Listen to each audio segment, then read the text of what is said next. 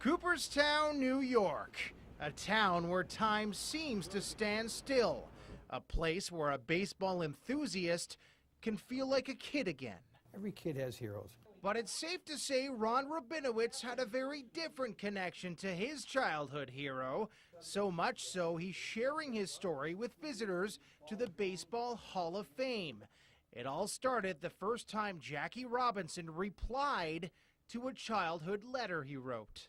I says, Mom, I ran into the kitchen. I says, I got a letter from Jackie, And the more Ron wrote, the more Jackie wrote back. Robinson eventually invited Ron and his family to games, gave Ron locker room tours with his beloved Dodgers. Robinson even attended family dinners. I was white, he was black. I was Jewish, he was Christian. I was a kid, he was an adult. I was from a little town in the Midwest, he was from out east. But there was this bond. That bond took on an even stronger meaning in 1960 when Ron was 14 years old. Robinson planned to stay the night at the Rabinovitz family home in Sheboygan, Wisconsin. That's when Ron's father had his law office vandalized. I couldn't believe what I was seeing. And here was this sign, Rabinovitz is bringing to Sheboygan, and I was just devastated. And we as a family all got out and we scrubbed down. It was suddenly very clear what Jackie Robinson had gone through to break the color barrier. Ron's hero now for much more than his baseball skills, and putting so much care into the letters he wrote to Ron, like this one where he gives advice to a young boy shying away from going to summer camp. I believe what a boy learns from camp will be a great value to him later. I hope you make up your mind to go. Ron did, but it's not the only time Robinson influenced young Rabinovitz. If you believe in something, stand up for your rights. And I mean, he had some great messages. He was such a wonderful guy. Ron couldn't be here in person when Jackie Robinson was inducted into the Baseball Hall of Fame. Instead, he called Jackie at home to congratulate him. Just one of many unique memories Ron has of Robinson. Another one is the very last time they saw each other. I had to help him down into this restaurant, and took 2 steps down into this restaurant. I had to take him by the arm. And I felt so sad because I had a vision in my head of him dancing up and down the bases, driving the pitchers crazy and stealing second, stealing home. And now I was helping him. And then I remember I hailed a cab for him and helped him get in the cab. And I got in, I leaned in and I kissed him on the cheek and told him I loved him. And that was the last time I saw him. But Robinson's spirit would live on in Ron. Rabinovitz called Robinson's widow Rachel and promised to make it his mission to pass on his hero's legacy to his own children and anyone who'd listen. I don't want anybody to forget him. Reporting from Cooperstown, John Evanson, Action News 3. I'll never forget, I came home from school and I go to my room, and laying on my bed is a letter, and it was laying face down, and the back of the envelope said Jackie Robinson. I says, Mom, I ran into the kitchen. I says, I got a letter from Jackie. I was so excited. But little did Ron know he'd be speaking at the Baseball Hall of Fame all these years later about a lifetime friendship with Jackie Robinson. All through my growing up years, I used to write letters to him, and he'd write back to me in longhand. And give Ron tours of the Dodgers dressing room. I mean, I was like numb. I was numb, you know. And he was so busy getting autographs for me that he actually forgot to sign it himself. But that hardly mattered to Ron. What meant most to him were the letters he got from Jackie, ones that spoke of taking a stand for what you believe in. He always told me that be true to yourself, and he said, you know, always believe in, if you believe in something, stand up for your rights. And I mean, he had some great messages. He was such a wonderful guy. And so touched by Ron's love for him, when he retired, he gave him his unlisted phone number in Connecticut so they would never lose touch. I was white, he was black. I was Jewish, he was Christian. I was a kid, he was an adult. I was from a little town in the Midwest, he was from out east. But there was this bond. Ron was in junior high school when Jackie Robinson was inducted into the Baseball Hall of Fame, and while he was dying to be here in person, he instead took advantage of that home phone number Robinson had given him. I called him at home, and he kind of chuckled. He said, I thought I'd hear from you, you know. I told him how proud I was of him and how much I loved him, and he thanked me. As a kid, he was my hero. He was helping the Dodgers win pennants. I never saw the wisdom until I got older, and some of these letters are just amazing. Reporting from Cooperstown, John Evanson, Action News 3.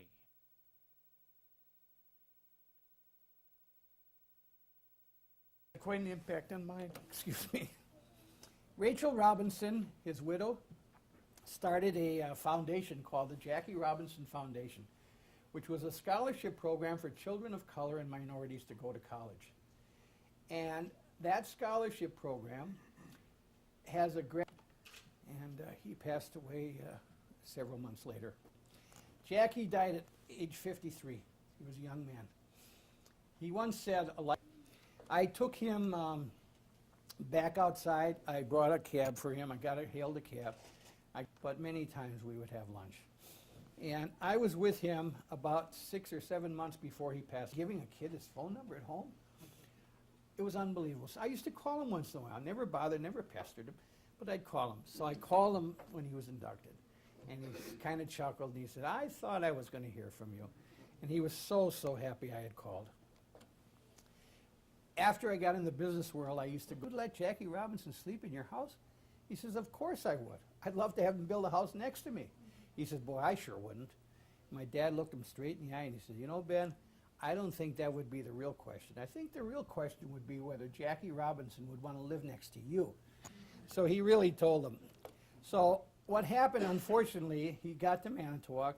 He had to go back to New York on business. I was terribly disappointed. He just couldn't, and he was disappointed himself. So we went to meet him, and he was presented the key to the city of Manitowoc. It was this big skeleton key, and it had red, white, and blue ribbons on it.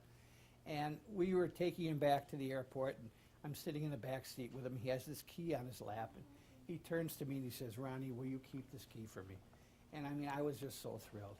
So that night, on the way home, my dad had to stop at his office to get some files and do some work at home.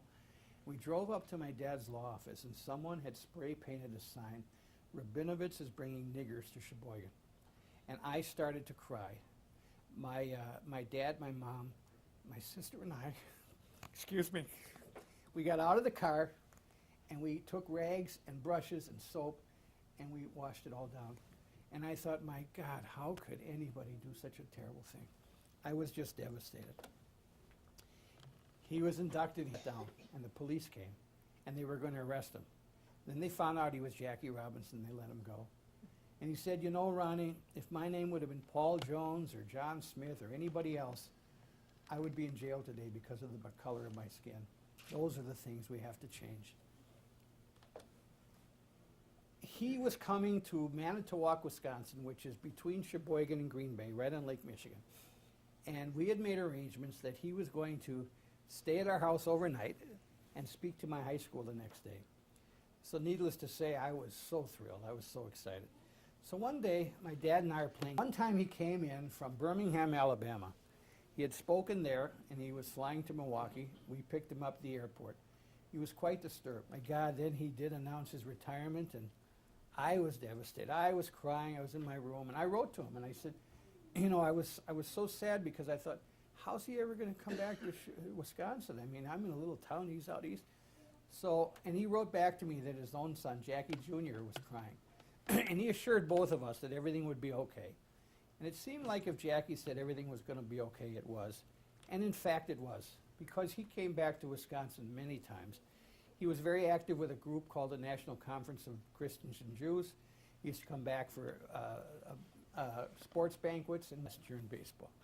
And he told me a secret. He said, I'm going to tell you a secret that no one knows except my own family. And he says, I'm going to retire after next year. It's tough heck. He says, Amoros would have had it. Sandy Amoros was a rookie left fielder. He was fast. He says, Ronnie, he says, my legs are gone. Of course, he wouldn't do any of that today. This was one of Jackie's cards. You know, I had heard a lot of incidences of prejudice that Jackie had. Some of it, my dad had read a book to me about Jackie, and some of it Jackie had shared with me. But I never really saw anything firsthand up until one time in Milwaukee. he was a real competitor. He loved to win. And this particular day, he had a bad game. He struck out 4 times. And the 4th time, he was really frustrated. And in disgust, he was angry at himself, really. He kind of flung his bat back toward the dugout. And unfortunately, the bat sailed on him, hit the top of the dugout, and went into the stands. This woman claimed that she was hit by the bat. And he felt terrible. He actually took a cab to her home that night to apologize in person, brought an autograph. She wanted nothing to do with it. She got a lawyer. She was going to start trouble and sue him. And he just was devastated. He felt terrible. So it turned out that the lawyer was a friend of my dad's, and it turned out that the bat never actually hit her. It hit the railing in front of her seat, never touched her, but because she didn't like African Americans, she wanted to start trouble. So, of course, the lawyer heard this, and he understood. He says, I can't take your case, and it was dropped. But I thought, my God, how could anybody do such a terrible thing to him? You know, one time, he played second base, and he played third base a lot. In one particular game, he was in left field. And a ball went by him and rolled all the way to the fence. He had missed it. He ran for it. He missed it. It rolled all the way to the fence. You know, he was a great human being. He was a wonderful man. One time he came out of the dressing room, and I was walking with him, and they were going back on the bus to go back to the hotel. So he's signing kids' autographs, and we're talking, and I'm walking him back to the bus. And here comes a priest with a whole parish full of kids, and they all want autographs. So he starts signing all these autographs.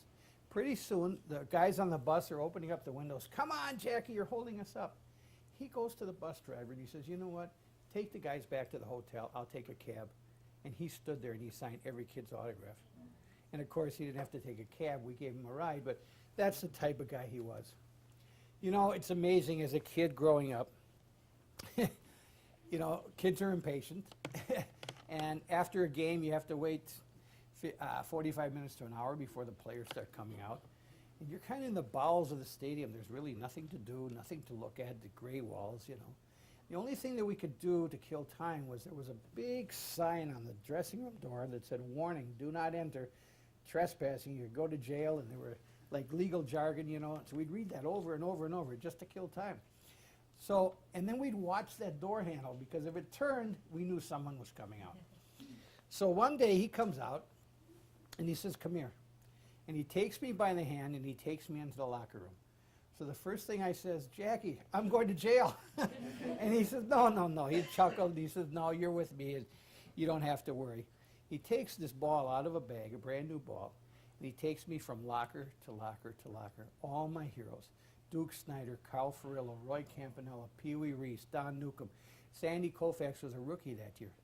Every one of the Dodgers signed this ball. I wasn't walking, I was flying, I was just floating. He was so busy getting autographs for me that he actually forgot to sign the ball himself. But I had many other signatures from him. And you know, in those days, we used to play with those balls. I'd take it home, we'd play catch with them, we'd hit them, they'd get grass stains on them. I mean, it was so different than today. My dad's law office was next to a tobacco and candy wholesaler.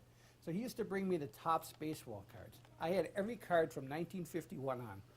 And 18 cavities in my mouth at the time from all the bubble gum. But you know, I mean, these were hobby cards in those days. We played with them. I put them in teams. If a guy was traded from the Phillies to the Reds, I'd cross out Phillies and write Reds. I mean, you know, the kids put stadium. And after the game, I went down and waited outside the locker room with about 50 other kids. And when he came out, I ran up to him. I said, Jackie, I'm Ronnie Rabinovitz. Do you remember me? And he said, sure, I do. And my dad standing over my shoulder, he said, sure, Jackie, with the thousands of letters you get, how would you remember? He says, no, I remember your dad wrote me on lawyer's stationery. My father was an attorney.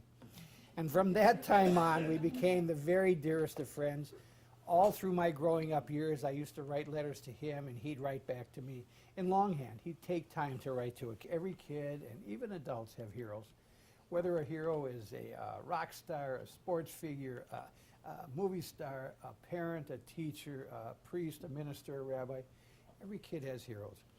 So think of your hero and kind of relate to that as I tell you about mine. I had many heroes. Jack and Bobby Kennedy were my heroes. But that was my true hero, Jackie Robinson. I met Jackie, this is